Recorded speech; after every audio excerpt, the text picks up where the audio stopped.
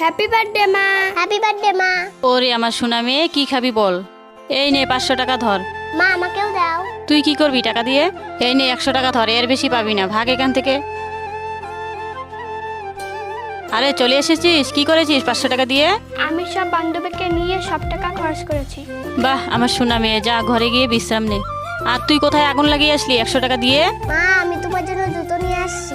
জুতো? জুতো দিয়ে কি হবে?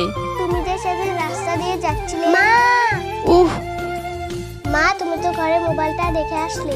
তুই কি মানুষ? তোর জন্যই তো আমার পায়ে তার কাটা বিঁধেছে। মা এতে আমার কোনো দোষ নেই, তুমি রাস্তা দেখে ভালো মতনে হাঁটুনি। এখন তুই আমাকে শিখাতে এসেছিস, ভাগ এখান থেকে।